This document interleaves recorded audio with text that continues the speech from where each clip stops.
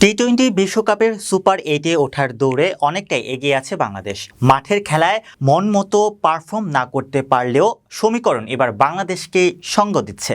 সাবেক বিশ্ব চ্যাম্পিয়ন শ্রীলঙ্কাকে 2 উইকেটে হারিয়ে টাইগাররা সুপার 8-এর দৌড়ে আছে।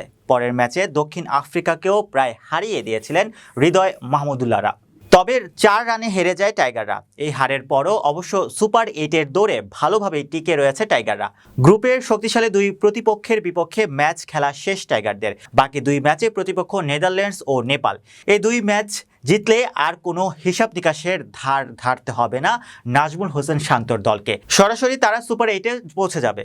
তবে যদি এই 2 ম্যাচের কোনোটাতে টাইগাররা নেদারল্যান্ডস বা নেপালের কাছে হেরে যায়, তারপরও সুপার 8-এর পথেই থাকবে বাংলাদেশ। তবে গ্রুপের অন্য ম্যাচগুলোর ফলাফলের দিকে তাকিয়ে থাকতে হবে। আর যদি নেদারল্যান্ডস এবং নেপাল 2 দলের কাছেই হেরে যায় বাংলাদেশ, তাহলে গ্রুপ পর্ব থেকে বিদায় নিতে হবে। গ্রুপ ডিতে 2 ম্যাচ খেলে 2 পয়েন্ট পাওয়া বাংলাদেশ এখন অবস্থান করছে টেবিলের দ্বিতীয় স্থানে। 3 ম্যাচ থেকে পূর্ণ 6 পয়েন্ট নিয়ে শীর্ষে দক্ষিণ আফ্রিকা।